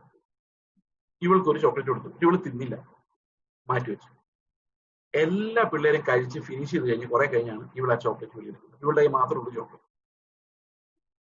അപ്പൊ എല്ലാവരുടെ മുമ്പിൽ വെച്ച് അതിന്റെ റാപ്പർ തുറന്നത് കഴിക്കാൻ പുള്ളിക്കാരിക്ക് ഒരു പ്രത്യേക സന്തോഷം. അപ്പൊ 1-2 ദിവസം ഇതിങ്ങനെ ആവർത്തിച്ചപ്പോ ഞാൻ അവളോട് പറഞ്ഞു, മോളെ, നീ ഇന്നിത് പെട്ടെന്ന് ഒറ്റയടിക്ക് കഴിക്കുവാണെങ്കിൽ, ഫാസ്റ്റ് ആയിട്ട് കഴിക്കുവാണെങ്കിൽ നിനക്ക് ഞാൻ വലിയൊരു ചോക്ലേറ്റ് തരാമെന്ന്. അവളൊന്ന് റാപ്പർ തുറന്ന പോലും ആരും കണ്ടില്ല, അത്ര ഫാസ്റ്റ് ആയിട്ട് ആ ചോക്ലേറ്റ് വീങ്ങിക്കളഞ്ഞു. ഇത് കണ്ടോണ്ടിരുന്നപ്പോ എനിക്കൊരു കാര്യം മനസ്സിലായി. നമ്മുടെ ഈ ലോക ജീവിതം ഒരു ചോക്ലേറ്റ് പോലെ. ഇതെപ്പോ തീരുമോ നമുക്കറിയത്തില്ലെന്ന് മാത്രമല്ല, ഇത് തീർന്നാ വേറെ എന്തെങ്കിലും ഉണ്ടോ എന്ന് ഉറപ്പുമില്ല. അതുകൊണ്ടുള്ള ഈ ചോക്ലേറ്റിന്റെ മാക്സിമം രുചി എടുക്കാനാണ് മനുഷ്യർ സ്വാഭാവികമായിട്ട് ശ്രമിക്കുന്നത്. ഇപ്പൊ നമ്മൾ ഈ ഷർട്ട് ഒരു രസമില്ല മാസ്റ്ററെ, അപ്പൊ കുറച്ചുകൂടെ രുചിയാണെങ്കിൽ കുറച്ചുകൂടെ നല്ല ഷർട്ട് മേടിച്ചാൽ കുറച്ചുകൂടെ ഈ ജീവിതത്തിൽ രുചി വരും. അപ്പൊ ഈ രുചി വരുത്താൻ വേണ്ടി നമ്മൾ ചെയ്യുന്ന കാര്യമാണ്. അങ്ങനെ ഈ ഉള്ള ലൈഫ് പോകാതിരിക്കാൻ വേണ്ടി ആ ചോക്ലേറ്റിനെ വായുടെ അങ്ങോട്ടും ഇങ്ങോട്ടും ഇട്ട് കടിക്കാതെ അലിയിപ്പിച്ച് അതിന്റെ മാക്സിമം ടേസ്റ്റും വേണം, അതേ സമയത്ത് അത് പെട്ടെന്ന് തീരുവരുത്. അങ്ങനെ വളരെ സൂക്ഷിച്ചാണ് നമ്മൾ ജീവിതത്തെ കൊണ്ടു നടക്കുന്നത്. എഗ്രി? അങ്ങനെ ഇരിക്കെ കർത്താവിന്റെ വാക്തത്വം നമ്മളോട് പറയാണ്, നീ അത് തീർത്തിട്ട് വാടാ, ഇവിടെ ഒരിക്കലും തീരാത്ത ഓരോ ദിവസവും രുചി കൂടി വരുന്ന ഒരു ചോക്ലേറ്റുമായിട്ട് ഞാൻ നിനക്ക് വേണ്ടി കാത്തിരിക്കുകയാണ്.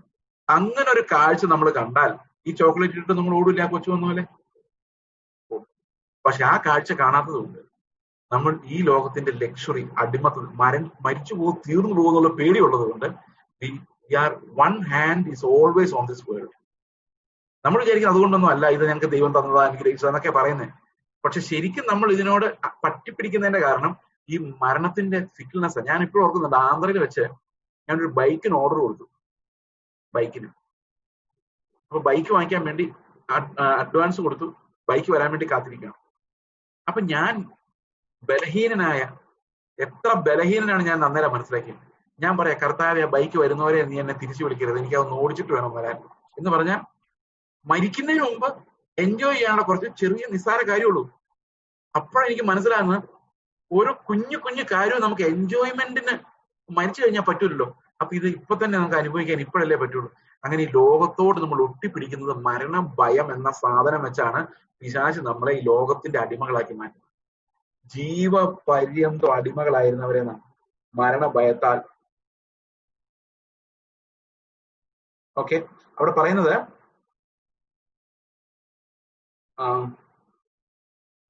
ജീവപര്യന്തം മരണഭീതിയാൽ അടിമകളായി. ഈ ലോകത്തിന്റെ പ്രഭുവിന് ഈ മരണഭയം കാരണം നമ്മൾ അടിമകളായിരുന്നു. ഓ, എന്താ നമ്മള് ഈ മരണത്തിൽ നമ്മൾ ഭയപ്പെടുന്നിടത്തോളം കാലം നമ്മൾ അടിമകളാണ്. ഈ മരണഭയം എന്ന ബാരിയർ, അതാണ് സാങ്ക്ടിഫിക്കേഷനിലുള്ള ഏറ്റവും പ്രധാനപ്പെട്ട കാര്യം. Cross that boundary, that barrier. ഇത് നമ്മൾ ക്രോസ് ചെയ്തിട്ടുണ്ടോ നമ്മളിപ്പോ അറിയില്ല കേട്ടോ. ആരെങ്കിലും തോക്ക് ചൂണ്ടുമ്പോഴേ നമ്മൾ അറിയുള്ളൂ. അതുവരെ അറിയില്ല. നമ്മൾ ഇവിടെ ഇരുന്ന് മരിക്കും എന്നൊക്കെ തീരുമാനം എടുക്കാൻ എളുപ്പമാണ്. പണ്ട് ഞാനും അങ്ങനെ തീരുമാനമൊക്കെ എടുത്തിട്ടുണ്ട്. പക്ഷെ തക്ക സമയത്ത് ആ മരണത്തിന്റെ സാഹചര്യം ഉണ്ടാകുമ്പോഴാണ് ഈ ശക്തി നമുക്ക് എന്തുമാത്രം ഉണ്ട് എന്ന് നമുക്ക് മനസ്സിലാകും. അപ്പൊ ലോകത്തോടുള്ള നമ്മുടെ അടിമത്വം എന്ന് പറയുന്ന മരണ ഭീതിയാലാണ്. If you are fearful, you are not sanctified. If you are afraid of death, you are not sanctified. Okay. തന്റെ മരണത്താൽ നീക്കി ജീവപര്യന്തം മരണഭീതിയാൽ അടിമകളായിരുന്നവരൊക്കെയും വിടുവിച്ചു. ദൂതന്മാരെ സംരക്ഷണം ചെയ്യുവാനല്ല, അബ്രഹാമിന്റെ സന്തതിയെ സംരക്ഷണം ചെയ്യുവാൻ അത്ര അവൻ വന്നത്. ഇവിടെയും ഉണ്ട് പറയാൻ ഒത്തിരി കാര്യങ്ങൾ. അബ്രഹാമിന്റെ സന്തതി ആരാണ്? അബ്രഹാമിന്റെ സന്തതി ഗലാത്യ ലേഖനം വായിക്കുമ്പോൾ നമുക്ക് മനസ്സിലാകുന്നത് വാഗ്ദത്തമുള്ള അബ്രഹാമിന്റെ സന്തതി നമ്മളാണെന്നാണ്. അത് റോമാലേഖനം 4-ാം അധ്യായത്തിലും അങ്ങനെ തന്നെയാണ്. റോമാലേഖനം 4-ാം അധ്യായവും യാക്കോബിന്റെ ലേഖനം 2-ാം അധ്യായവും ഒന്നിച്ച് ചേർത്ത് നമ്മൾ പഠിക്കേണ്ടതാണ്. റോമാലേഖനം 4 തന്നെയാണ് യാക്കോബിന്റെ ലേഖനം 2. നമ്മളിത് വായിക്കുമ്പോൾ നമുക്ക് രണ്ടായിട്ട് തോന്നും. പക്ഷെ ഒരേ കാര്യമാണ് രണ്ട് അപ്പോസ്തലന്മാരും പറഞ്ഞിരിക്കുന്നത്. ഒരു വ്യത്യാസമില്ല. ഇത് ആൾക്കാർ പൗലോസ് പറഞ്ഞല്ലോ ബ്രദറെ യാക്കോബ് പറഞ്ഞിരിക്കുന്നത് എക്സാക്ട്ലി ദ സെയിം. എക്സാക്ട്ലി ഇവർ രണ്ടുപേരും പറഞ്ഞിരിക്കുന്ന കാര്യമാണ് ഞാൻ ഇന്നലെ പറഞ്ഞ പോലെ എബ്രഹാമിൻ ഉൽപ്പത്തി പുസ്തകം 15 മുതലുള്ള കാര്യങ്ങൾ. ഇത് രണ്ട് പെർസ്പെക്റ്റീവിലാണ് പറഞ്ഞിരിക്കുന്നത്. അത് രണ്ടും എത്തിക്കുന്നത് ഈ ദൈവത്തിന്റെ അത്ഭുതകരമായ election of Abraham and through Abraham multitudes of believers. അപ്പൊ നമ്മളെ പോലെയുള്ള അനേകം ആൾക്കാരെ എബ്രഹാമിന്റെ മക്കളാക്കി മാറ്റുന്ന ആ ഒരു തെരഞ്ഞെടുപ്പ് അവരെ സംരക്ഷണം ചെയ്യാനാണ്, അല്ലാതെ ലോകത്തുള്ള എല്ലാവരെയും അല്ല. Those who are by promise the children of Abraham, അവർക്ക് വേണ്ടിയാണ് ഈ കർത്താവിന്റെ ഈ പദ്ധതി. ഓക്കെ. അതുകൊണ്ട് ജനത്തിന്റെ പാപങ്ങൾക്ക് പ്രായശ്ചിത്തം വരുത്തുവാൻ അവൻ കരുണയുള്ളവനും ദൈവകാര്യത്തിൽ വിശ്വസ്ത മഹാപുരോഹിതനുമാകേണ്ടതിന്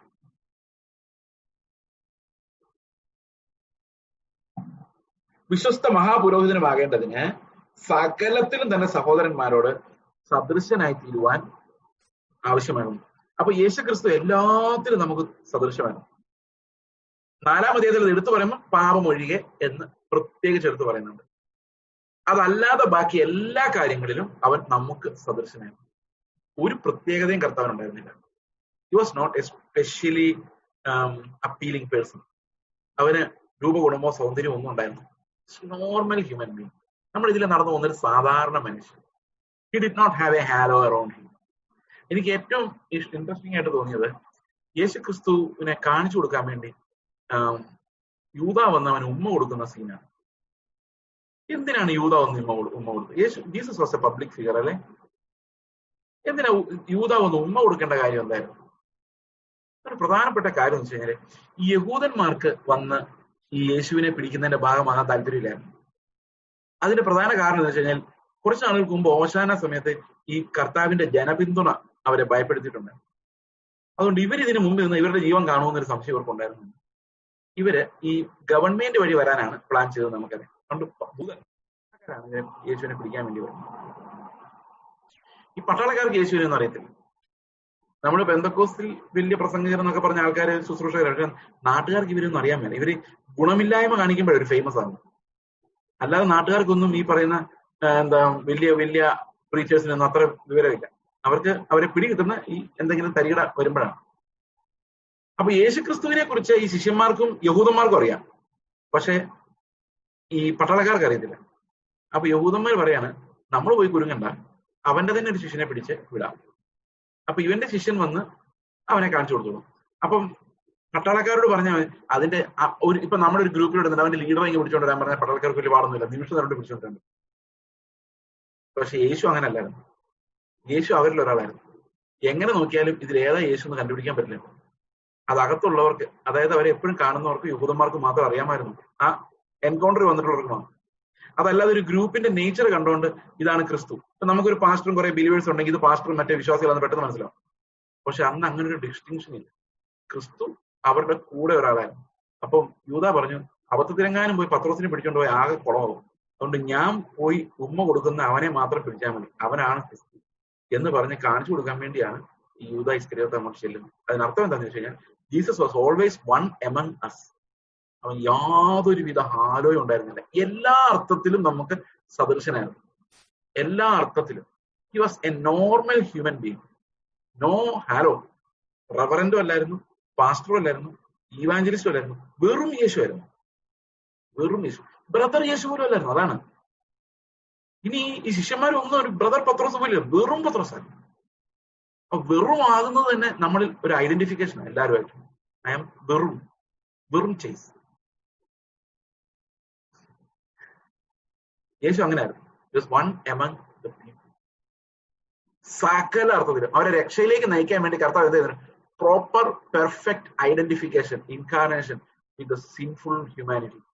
അവൻ ഒരു പാപി എങ്ങനെ ഇരിക്കോ, അവന്റെ പാപമില്ല, പാപജടമില്ല, പക്ഷെ അതിന്റെ സദൃശം. Exactly son of man, exactly imprint of God's nature. അതുപോലെ തന്നെ exactly imprint of man's nature. പാപമില്ലാത്ത ഒരു നേച്ചർ, ഹ്യൂമൻ നേച്ചർ. അപ്പൊ ആലോചിച്ച് നോക്കിയേ, യേശുക്രിസ്തുവിന്റെ ദൈവത്വത്തെ നമ്മൾ നോക്കുമ്പോൾ പിതാവിന്റെ എക്സാക്ട് ഇംപ്രിന്റ് ആണ്, റെവലേഷൻ. നമ്മുടെ മനുഷ്യത്വത്തെ നോക്കുമ്പോൾ ഒരു സാധാരണ മനുഷ്യൻ എങ്ങനെയാണോ, ഒരു കോമൺ മാൻ എങ്ങനെയാണോ, ആ മാന്റെ ഇംപ്രിന്റ് ആണ്. അതിനർത്ഥം എന്താണെന്ന് വെച്ച് കഴിഞ്ഞാൽ ഏത് കുഞ്ഞിനും എന്നെപ്പോലെ ഒരാളെന്നുള്ള രീതിയിൽ ഓടിച്ചെന്ന് മടിയിരിക്കാവുന്ന വ്യക്തിത്വം. അതൊരു പ്രിയ സഹോദരങ്ങളെ, എനിക്ക് തന്നെ ഞാനൊരു നിസ്സാരനായ മനുഷ്യനായിട്ട് എന്നെ കൊണ്ട് പറ്റും. But when the Lord of Lords came down to this earth, he was so humble, so humble. His voice was not even heard on the streets. So meek. അവനെ തിരിച്ചറിയാൻ പ്രയാസമായിരുന്നു. Just perfectly one with us. ഒരേ സമയത്ത് perfectly man and perfectly God. എല്ലാ മാനുഷിക സ്വഭാവങ്ങളും പാപമൊഴികെ, അതുപോലെ തന്നെ ദൈവത്തിന്റെ എല്ലാ ഗുണങ്ങളും അവനിൽ വസിച്ചിരുന്നു, ദേഹരൂപമായി വസിച്ചിരുന്നു. God's whole nature was in him in a bodily form. അപ്പോൾ ഒരേ സമയത്ത് ദൈവത്തോടും മനുഷ്യരോടുമുള്ള പെർഫെക്റ്റ് ഐഡന്റിഫിക്കേഷൻ. ഇതിനകത്ത് ഒരു ദുരുപദേശത്തിന്റെ പ്രശ്നമുണ്ട്. നിങ്ങൾ നോക്കി, ഏത് വാക്യം എങ്ങോട്ട് വേണമെങ്കിലും തിരിക്കുകയും മറിക്കുകയും വളയ്ക്കുകയും ഒടിക്കുകയൊക്കെ ചെയ്യും. ഈ ദുരുപദേശത്തിന്റെ ആൾക്കാർ യാക്കോബക്കാരാണ്. യാക്കോബായിട്ട് അവര് വിചാരിക്കുന്നത് യേശു ക്രിസ്തുവിന് ഒരു വ്യക്തിത്വമേ ഉള്ളൂ. ബാക്കി ലോകത്തുള്ള എല്ലാ സഭകളും പറയുന്ന യേശു ക്രിസ്തു പൂർണ്ണ ദൈവവും പൂർണ്ണ മനുഷ്യനും എന്നുള്ള രണ്ട് നേച്ചർ കർത്താവിനുണ്ടെന്ന്, രണ്ട് നേച്ചർ. എന്നാൽ ഇവര് പറയുന്നത് യേശു ക്രിസ്തുവിന്റെ ദൈവത്വവും മനുഷ്യത്വവും ഇടകലർന്ന് ഒരൊറ്റ നേച്ചറായിട്ടാണ് കർത്താവ് വന്നത്. തന്നെയാണ് മോണോഫിസൈറ്റിസം എന്ന് പറയുന്നത്. നിങ്ങൾ മനസ്സിലാക്കിയിരിക്കേണ്ട, ഇനി ഇതാരെങ്കിലും മനസ്സിലാക്കിയിട്ട് വേണം ഫേസ്ബുക്കിലൂടെ അടുത്ത മോണോഫിസൈറ്റുകൾ ഇറങ്ങാൻ. ഇതിപ്പം എവിടെയെങ്കിലും ഒന്നൊരു ദുരുപദേശം ഉണ്ടെന്ന് കേട്ട് കഴിഞ്ഞാൽ അതുമായിട്ട് ഇറങ്ങാൻ ഇഷ്ടം പോലെ ആൾക്കാരുണ്ട്. കാരണം every one wants lime light and attention. ഇപ്പൊ എന്തെങ്കിലും ഷോക്കിംഗ് ആയിട്ട് പറഞ്ഞാലേ ആൾക്കാർ ലൈക്കും ഷെയറും ഒക്കെ ഒരു നാർസിസിസം ആണ്. നാർസിസിസം എന്ന് പറഞ്ഞാൽ അറിയാമോ? നാർസിസ് എന്ന് പറഞ്ഞൊരു ആളുണ്ടായിരുന്നു, യവനന്മാരുടെ യവന കഥയാണ്. അപ്പൊ പുള്ളി ഒരു ദിവസം വെള്ളം എടുക്കാൻ വേണ്ടി പോയി, ഈ ഒരു നദിയിൽ നിന്ന് വെള്ളം കോരി എടുക്കാൻ വേണ്ടി പിക്ചർ ഇങ്ങനെ വെള്ളത്തിലോട്ട് ഇറക്കുമ്പോൾ ഇവന്റെ ഇമേജ് ആ വെള്ളത്തിൽ കണ്ടു. ഈ നാർസിസ് അവന് ഇമേജ് വളരെ അങ്ങ് ഇഷ്ടപ്പെട്ടു. അവൻ അതും നോക്കിയിരുന്നു. ഈ കുട ഒഴുകി പോയെന്ന് ഇവൻ ശ്രദ്ധിച്ചില്ല. അവന്റെ സ്വന്തം ഇമേജിനെ നോക്കി രസിക്കും. നിങ്ങൾ അങ്ങനെ നോക്കാറുണ്ടോ? ഈ ഫോട്ടോ കാണുമ്പോൾ ഞാൻ എത്ര, അതിനാണ് ഈ നാർസിസിസം എന്ന് പറയുന്നത്. നിങ്ങൾ പാട്ട് പാടിയിട്ട് ഒന്നുകൂടെ കേട്ട് 2 പ്രാവശ്യം കേട്ട് കൊള്ളാം അല്ലേ എന്ന് ചിന്തിച്ചിട്ടുണ്ടോ? You are A narcissist. നിങ്ങൾ നിങ്ങളെ തന്നെ അഭിനന്ദിക്കുന്ന ആളാണോ? നാർസിസിസ്റ്റ്. ഇന്ന് സ്റ്റേജിൽ മുഴുവൻ നാർസിസിസ്റ്റുകളുടെ ബഹളമാണ്. ദേ അപ്രീഷിയേറ്റ് ദംസെൽസ്, ദേ ഹൈലൈറ്റ് ദംസെൽസ്. അവിടെ കർത്താവിന്റെ നാമമല്ല മഹത്വപ്പെടുന്നത്. അപ്പൊ പുതിയ ഷോക്കിംഗ് ആയിട്ടുള്ള എന്ത് കണ്ടുപിടിച്ചാലും മനുഷ്യർക്ക് ഇഷ്ടമാണ്, അവന്റെ നാർസിസിസ്റ്റ് വികാരങ്ങളെ തൃപ്തിപ്പെടുത്താൻ വേണ്ടി. പക്ഷെ കർത്താവ് എന്ത് ചെയ്തു? കോമൺ മാന്റെ കൂടെ നേരെ റിവേഴ്സ്. മനുഷ്യൻ ചിന്തിക്കുന്നതല്ല, ഹൈലൈറ്റിലോട്ട് പോവല്ല ചെയ്യുന്നത്. He's identifying with the poor. ഏറ്റവും ദരിദ്രന ഒന്നും ഇല്ലാത്തവന്റെ കൂടെ ഒരാളായിട്ട്. അതിന്റെ ഗുണം എന്താണെന്ന് വെച്ച് കഴിഞ്ഞാൽ ഏറ്റവും ധനവാനും മാനസാന്തരപ്പെട്ട് അങ്ങോട്ട് ചെല്ലാം, പാവപ്പെട്ടവനും കിടന്നില്ല. ഹെറോദാവിന്റെ കൊട്ടാരത്തിലായിരുന്നെങ്കിൽ only the rich could have gone there. When God came down to there, അതൊരു ആന്റി ക്ലൈമാക്സ് ആയിരുന്നു. ഭയങ്കര മഹത്വത്തിൽ ആൾക്കാരെ ഞെട്ടിപ്പിച്ച് വീഴ്ചോണ്ടല്ല വന്ന്, ഒരു കുഞ്ഞിനെ പോലെ, നിസ്സഹായൻ ഒരു കുഞ്ഞിനെ പോലെ പുൽത്തൊട്ടിൽ കിടന്നുകൊണ്ട് വന്നത്. That means he was below normal average in his life standards. അത്രയും ഓർഡിനറി ആയിരുന്നു. എന്തിനു വേണ്ടിയാണെന്നറിയോ? നമ്മൾ ഓരോരുത്തരെയും അവനെ പോലെ ആക്കാൻ വേണ്ടി, ഓരോരുത്തർക്കും ക്രിസ്തുവിന്റെ തേജസ്, ഉയരത്തിൽ നിന്നുള്ള വാടിപ്പോകാത്ത നിത്യമായ തേജസ് അണിയിക്കാൻ വേണ്ടി.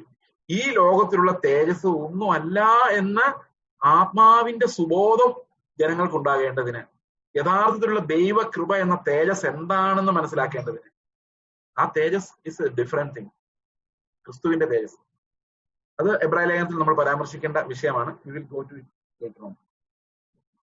18 വാക്യം പറയുകയാണ്, താൻ തന്നെ പരീക്ഷിതനായി കഷ്ടം അനുഭവിച്ചിരിക്കാൻ പരീക്ഷിക്കപ്പെടുന്നവർക്ക് സഹായിപ്പാൻ കഴിവുള്ളവനാകുന്നു.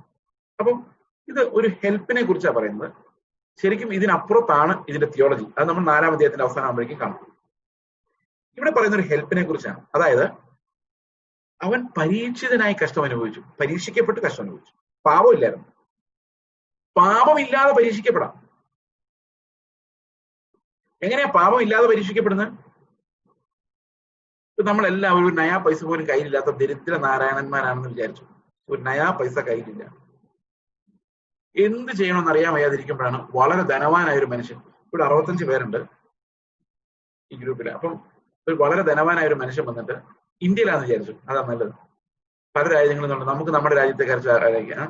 65 2000 രൂപയുടെ കെട്ടുകൾ നിങ്ങളുടെ ചർച്ചിന്റെ ടേബിളിലോട് കൂടെ വെച്ചിട്ട് ഒന്നും പറയാതെ ഇറങ്ങിപ്പോയെന്ന് വിചാരിച്ചു. എത്ര പേരുണ്ട്? 65 പേര്. എത്ര 2000 രൂപയുടെ കെട്ടുണ്ട്? 65 കെട്ട്. എന്ത് തോന്നുന്നു നിങ്ങൾക്ക്? ഈ നിങ്ങളുടെ കയ്യിൽ ഒരു നയാ പൈസ ഇല്ലാതെ പോയതൊരു പാപമല്ല. അയാളോട് 65 കെട്ടുകൾ ഇട്ടിട്ട് പോയതും പാപമല്ല. പിന്നെ എന്താ പാപം? അത് നമ്മൾ ഉള്ളിൽ നിന്ന് വരണം. ഇതെനിക്ക് വേണം, ഇതോടെ എന്റെ പ്രശ്നങ്ങൾ തീരും എന്ന് തോന്നുന്നത് എന്റെ ഉള്ളിലാണ്. അപ്പൊ പാപത്തിന്റെ ഹുക്ക് വരുന്നത് വെളിയിൽ നിന്നല്ല, അകത്തുനിന്ന്. പ്രലോഭനം വെളിയിൽ നിന്ന് വരാം, പക്ഷെ അത് ഹുക്ക് ചെയ്യാൻ ഒരു പ്രകൃതമില്ല കർത്താവിന്. എന്ത് പ്രകൃതമില്ല?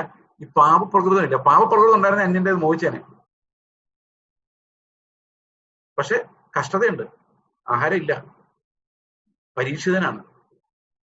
പരീക്ഷണം മരണം വരെയാണ്. പക്ഷെ ഹൃദയത്തിൽ ദുശ്ചിന്തയില്ല. എന്തുകൊണ്ടില്ല? അവൻ കർത്താവാണ്. അങ്ങനെ ഒരാൾക്ക് മാത്രമേ നമ്മെ രക്ഷിക്കാൻ പറ്റുമായിരുന്നുള്ളൂ. ദൈവമല്ലാതെ ആരിറങ്ങി വന്നാലും ഈ പരീക്ഷണത്തിൽ പൊളിഞ്ഞു പോയനെ. ഒരു സൃഷ്ടിക്കും താങ്ങാനാകാത്ത പരീക്ഷയാണ് കർത്താവ് അനുഭവിച്ച് ജയിച്ചത്. ഒരു സൃഷ്ടിക്കും, ഒരു ദൂതനാകട്ടെ, ആർച്ചേഞ്ചലാകട്ടെ, ഇറങ്ങി വന്നാൽ ജയിക്കില്ലാത്ത പരീക്ഷയാണ് കർത്താവ് മരണത്തിലൂടെ ജയിച്ചത്. അവൻ പരീക്ഷിതനായി കഷ്ടം അനുഭവിക്കുന്നുണ്ട്. നമ്മുടെ പരീക്ഷണങ്ങളെ അവൻ അറിയുന്നു, നമ്മുടെ വേദനകളെ അവൻ അറിയുന്നു. ഉദാഹരണത്തിന്, ഞാൻ 10 കിലോ എടുക്കുമ്പോൾ ഞാൻ ടയർഡാകുന്ന ആളാന്ന് വിചാരിച്ചു. നിങ്ങൾ 75 കിലോ എടുക്കുന്ന ആരോഗ്യമുള്ളവരുണ്ടാവും. പക്ഷെ കർത്താവ് എടുത്തു പൊക്കിയത് ഒരു 150 കിലോ ആണെന്ന് വിചാരിച്ചു. അവന് 10 കിലോ എടുക്കുമ്പോൾ എന്റെ വേദന അറിയാം, 25 കിലോ എടുക്കുമ്പോൾ നിങ്ങളുടെ വേദന അറിയാം. എല്ലാ പരീക്ഷണങ്ങളിലും കിടന്നുപോയി പെർഫെക്റ്റ് ആകുമ്പോൾ ആ പെർഫെക്റ്റ് ആകാതെ വീണുപോയ ഓരോ സഹോദരന്റെയും, അവന്റെ സഹോദരൻ, ഓരോ സഹോദരന്റെയും ബലഹീനത അവനറിയാം. അതുകൊണ്ട് അവനും പരീക്ഷിതനെ കഷ്ടം അനുഭവിച്ചുകൊണ്ട് അവന്റെ അത്രയും പരീക്ഷണം നമ്മൾ ഒരിക്കലും അനുഭവിക്കുന്നില്ലാത്തത് കൊണ്ട് അവന്റെ സഹായം നമുക്ക് എപ്പോഴും മതിയാകുന്നതാണ്. കാരണം അവൻ നമ്മെ സഹായിക്കാൻ ശക്തനാണ്. അപ്പൊ നമ്മൾ അനുഭവിക്കുന്ന പരീക്ഷണം എന്താണെന്ന് അവൻ അറിയും. അവൻ അനുഭവിക്കാത്തതല്ല. കൊറോണ വന്ന് എത്രയോ പേര് ശ്വാസം കിട്ടാതെ, കർത്താവ് ക്രൂശിൽ ശ്വാസം കിട്ടാതെ ലങ് കൊളാപ്സ് ഉണ്ടായി തന്നെയാണ് മരിച്ചത്. He suffered that death. Nothing comes more than that. കർത്താവ് അനുഭവിച്ചത്. അത് കർത്താവ് അനുഭവിച്ചെന്ന് പറയുന്ന മെന്റൽ സഫറിങ് ഭയങ്കര സഫറിങ് ആയിരുന്നു. കാരണം അവൻ ചെയ്യാത്ത പാപം, എന്റെ പാപം, എന്നെ പോലൊരു വൃത്തികെട്ടവന്റെ പാപം, അതിന്റെ ഉത്തരവാദിത്വം ഏറ്റെടുത്ത് മരിക്കുക എന്ന് പറയുന്നത് it's very painful. That before holy God, his father. അപ്പോ അവൻ നമുക്ക് തുല്യമായി പരീക്ഷിക്കപ്പെട്ടു. എല്ലാ പരീക്ഷണങ്ങളോടും കടന്നുപോയി. പക്ഷെ അവന്റെ ഉള്ളിൽ പാപം ഉണ്ടായില്ല. അവനതിനെ എതിർത്ത് ജയിച്ചു. Was not contaminated by a sinful thought. Is perfect in everything. അതുകൊണ്ട് എന്ത് സംഭവിച്ചു? അവനെ മഹത്വവും മാനവും അണിഞ്ഞവനായി നമ്മൾ കാണുന്നു, ജയിച്ചവനായി കാണുന്നു, സാത്താനെ തോൽപ്പിച്ചവനായി കാണുന്നു. അവൻ നമുക്ക് രക്ഷാദായകനായ മധ്യസ്ഥനായി നമ്മൾ അവനെ കാണും. ഇതാണ് നമ്മൾ 2-ാം അധ്യായത്തിൽ പ്രധാനമായിട്ടും മനസ്സിലാക്കുന്നത്. ദൂതന്മാരെക്കാളും അല്പം താഴ്ന്നു. നമ്മൾ ഈ ഒരു സ്റ്റാറ്റസിനെ കുറിച്ച് നമുക്കൊന്ന് ചിന്തിക്കാം. നമ്മൾ ദൂതന്മാരെക്കാളും താഴ്ചയിൽ സൃഷ്ടിക്കപ്പെട്ടവരാണ്. കർത്താവ് ഉന്നതങ്ങളിൽ ദൈവത്തിന്റെ മഹിമയിൽ ഇരുന്ന ആളാണ്.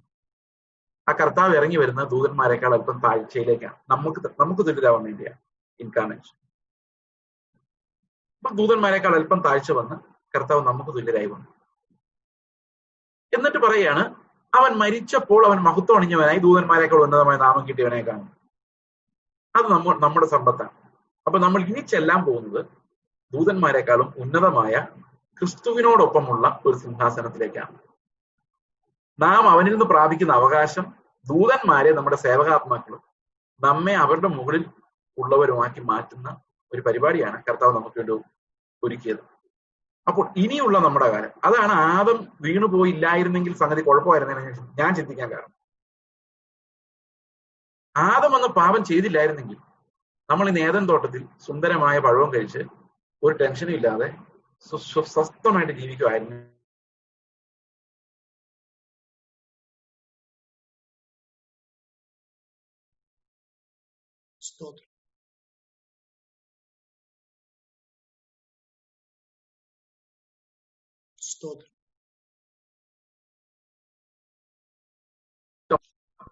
ആദമിൽ തികഞ്ഞവരായി പോയെന്ന് പറഞ്ഞു കഴിഞ്ഞാൽ കുറെ നല്ല മനുഷ്യര് അങ്ങനെ ആയിരുന്നു. ഈ നല്ല മനുഷ്യരായി കഴിയുമ്പോൾ എന്താ സംഭവിക്കുന്നറിയോ? നമുക്ക് ദൈവത്തെ അറിയാം, നല്ലപോലെ അറിയാം, പക്ഷെ ദൈവത്തിന്റെ ശക്തി മാത്രം അറിയത്തുള്ളൂ. ഈ ദൈവത്തിന്റെ ശക്തി എന്താണെന്നറിയോ? അവൻ സകലത്തിനെ സൃഷ്ടിച്ചു. നമ്മളെ കഴിഞ്ഞ ആഴ്ചവട്ടക്കാലം മുഴുവൻ ഞങ്ങൾ അതൊക്കെ ദൈവത്തിന്റെ ശക്തിയാ. ഇത്രത്തോളം നടത്തി, അത് ദൈവത്തിന്റെ ശക്തിയല്ലേ? ഇതെല്ലാം ദൈവത്തിന്റെ ശക്തിയാണ്. ആദമിന് ആ ശക്തി അറിയത്തുള്ളൂ. പക്ഷേ നമുക്ക് ദൈവത്തിന്റെ ബലഹീനത അറിയാം. എന്താ ദൈവത്തിന്റെ ബലഹീനത എന്നറിയാം? എന്നെ സ്നേഹിച്ചതാണ്. ഈ മനുഷ്യൻ ഇത്രയും വഷളായി പോയപ്പോൾ ദൈവത്തിന് ഈസിയായിട്ട് തീരുമാനിക്കായിരുന്നു, ഇവന്മാരെ എല്ലാവരുടെ നരകത്തിലെ ദൂതന്മാരെ വിട്ട പോലെ ഇവന്മാരെ വിട്ടിട്ട് പുതിയൊരു സെറ്റ് ഓഫ് മനുഷ്യരെ സൃഷ്ടിച്ചേക്കാം ഈ ശല്യങ്ങള് എന്ന് തീരുമാനിക്കാം. അപ്പോൾ ദൂതന്മാർ ദൈവത്തെ ആരാധിച്ചേനെ. ഒരൊറ്റ അവനെ പോലും സ്വർഗത്തിൽ കയറ്റാതെ തള്ളിക്കളഞ്ഞ വിശുദ്ധനായ ദൈവമാണ് നമ്മുടെ ദൈവം എന്ന് പറഞ്ഞ് ആരാധിച്ചേനെ. ദൈവത്തിനൊരു കുറവുണ്ടാവില്ലായിരുന്നു. പക്ഷെ അവൻ നമ്മളെ സ്നേഹിച്ചത് അവന്റെ ബലഹീനതയാണ് എന്ന് പറഞ്ഞാൽ അതിനർത്ഥം അവന് നമ്മളെ രക്ഷിക്കാതിരിക്കാൻ പറ്റില്ലായിരുന്നു. അതുകൊണ്ട് അവൻ എന്ത് ചെയ്തു? സ്വന്തം പുത്രനെ നമുക്ക് പകരം തന്നു. അതുകൊണ്ട് ബലഹീനത, ആ ബലഹീനത മനുഷ്യരുടെ ബലത്തെക്കാളും ശക്തിയുള്ളതാണെന്ന് പൗലോസ് പറയാൻ കാരണം, നമ്മൾ എത്ര ബലം പിടിച്ചാലും രക്ഷപ്പെടില്ല, നമ്മൾ നന്നാവുകയുമില്ല. പക്ഷെ അവന്റെ ക്രൂശ്, അവന്റെ ബലഹീനത, അത് നമ്മുടെ എത്ര വലിയ ശക്തിയെക്കാളും വലുതാണ്. നമ്മെ രക്ഷിക്കുവാൻ അവന്റെ ബലഹീനതയാണ് ദൈവം ഉപയോഗിക്കുന്നത്. അപ്പൊ എനിക്ക് കർത്താവിനെ എങ്ങനെ അറിയാം? ഇതെല്ലാം സൃഷ്ടിച്ചവനെന്ന് മാത്രമല്ല എനിക്കറിയാവുന്നത്, സ്വന്തം പ്രാണനേക്കാളും എന്നെ സ്നേഹിക്കുന്ന, എനിക്ക് വേണ്ടി എന്തും നഷ്ടപ്പെടുത്തുന്ന ഒരു ബലഹീനത ഞാൻ അവനിൽ കാണുന്നുണ്ട്. അത് വളരെ മനോഹരമാണ്. ആ ബലഹീനം എന്നുള്ള വാക്ക് ദൈവത്തിന് ശരിയല്ല. ഞാൻ പറയാൻ കാരണം അത് പൗലോസ് ഉപയോഗിച്ചിട്ടുള്ളതാണ്. ദൈവത്തിന്റെ വീക്ക്നെസ് എന്ന് പറയുന്നത് നമ്മോടുള്ള അവന്റെ അഴിച്ചു മാറ്റാൻ പറ്റാത്ത സ്നേഹമാണ്. അതുതന്നെ ദൈവത്തിന്റെ മഹത്വമാണ്. സ്നേഹം എന്ന കമ്മ്യൂണിക്കബിൾ ആട്രിബ്യൂട്ട് ഓഫ് ഗോഡ്, ദൈവത്തിന് നമ്മളിലേക്ക് പകരാൻ പറ്റുന്ന ആ അത്ഭുതകരമായ ദൈവിക ക്വാളിറ്റി, ആ ക്വാളിറ്റിയുടെ എക്സ്പ്രഷനകത്ത് ഈ ബലഹീനത അടങ്ങിയിട്ടുണ്ട്. ആ ബലഹീനത ഇല്ലാതെ അഗപ്പയെ വെളിപ്പെടുത്താൻ പറ്റില്ല. ബലഹീനം എന്ന് പറഞ്ഞാൽ അവൻ എത്ര എന്നെ അടിച്ചാലും എനിക്ക് അവനെ സ്നേഹിക്കാതിരിക്കാൻ പറ്റുന്നില്ല. That's an internal obligation. കാരണം agape, my heart is full of agape, I am compelled by agape. അതാണ് 2 കൊരിന്ത്യർ 5:14 പറയുന്നത്, the love of Christ controls us. അത് ESV. മലയാളം ബൈബിൾ പറയുന്നത് ദ ലവ് ഓഫ്, കർത്താവിന്റെ സ്നേഹം ഞങ്ങളെ നിർബന്ധിക്കുന്നു.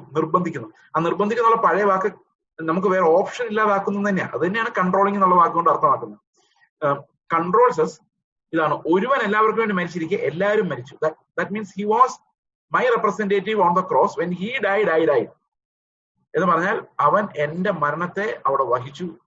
My account was. സ്തോത്രം, സ്തോത്രം. Praise the Lord. കൃപ. Praise the Lord.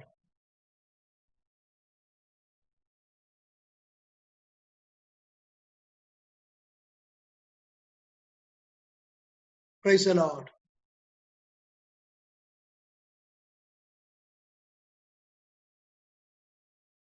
Praise God.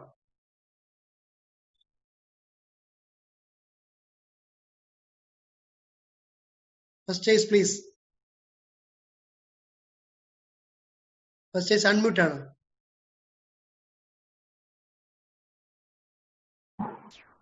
Yes. Okay. Yeah. I cannot unmute myself. All right. Okay. അപ്പോൾ നമ്മൾ ഇന്ന് പറഞ്ഞു വന്നത് കർത്താവിന്റെ ആ കൃപയാലുള്ള വീണ്ടെടുപ്പ് നമ്മൾ അനുഭവിക്കുമ്പോൾ, കർത്താവിന്റെ കൃപയാലുള്ള വീണ്ടെടുപ്പ് നമ്മൾ അനുഭവിക്കുമ്പോൾ സകല മഹത്വവും ദൈവത്തിന് പോകത്തക്ക രീതിയിലാണ് അവന്റെ ബലഹീനതകളെ അവൻ വെളിപ്പെടുത്തിയിരിക്കുന്നത്.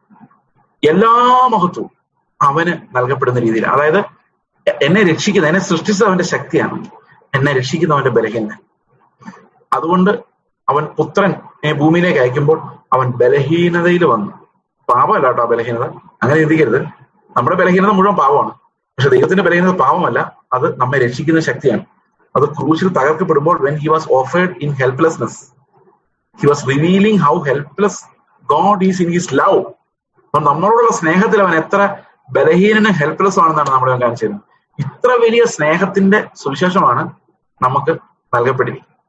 ആ സുവിശേഷം, സത്യോപദേശം അതെന്താണെന്ന് മനസ്സിലാക്കുകയും അതിൽ നിന്ന് ഒഴുകിപ്പോകാതിരിക്കാൻ നമ്മൾ ശ്രദ്ധിക്കുകയും വേണമെന്ന് ഈ രണ്ടാമത്തെ അധ്യായം നമ്മളെ പഠിപ്പിക്കും. നമുക്ക് ഒരു നിമിഷം പ്രാർത്ഥിക്കാം. ഞങ്ങളുടെ സ്വർഗസ്ഥ പിതാവേ, അങ്ങയുടെ മഹത്വമേറിയ നാമത്തിനായ സ്തോത്രം. അങ്ങയുടെ ബലഹീനത, അങ്ങയുടെ ശക്തി എല്ലാം കർത്താവെ ഞങ്ങളുടെ ചിന്തയ്ക്ക് അപ്പുറത്താണ്. അവിടെ ഞങ്ങളെ വീണ്ടെടുക്കാൻ സ്വന്തം പുത്രനെ നൽകുകയും കർത്താവെ ആ പുത്രൻ ഞങ്ങൾക്ക് പകരം വന്ന് മരിച്ചു ഞങ്ങൾ കഷ്ടാനുഭവങ്ങളിലൂടെ തികഞ്ഞവനാക്കി ഞങ്ങൾക്ക് ഒരിക്കലും സമ്പാദിക്കാൻ പറ്റാത്ത വലിയ സമ്പത്തുകളെ കർത്താവ് ഞങ്ങൾക്ക് അവകാശമാക്കി തരുവാൻ തക്കവണ്ണം കഷ്ടതയിലൂടെ പുത്രനെ പെർഫെക്റ്റ് ആക്കി അവിടുത്തെ വിശുദ്ധത്തിനായിട്ട് ഞങ്ങൾ നന്ദി പറയുന്നു. ഞങ്ങൾ ഓരോ ദിവസവും കർത്താവ് ഇതിനെ വളരെ ഗൗരവത്തോടെ ഞങ്ങൾ കേട്ടത് മുഴുവൻ പിടിക്കുവാൻ ഞങ്ങളെ സഹായിക്കണമേ. നന്ദിയോടെ സ്തോത്രം. കർത്താവായ യേശു ക്രിസ്തു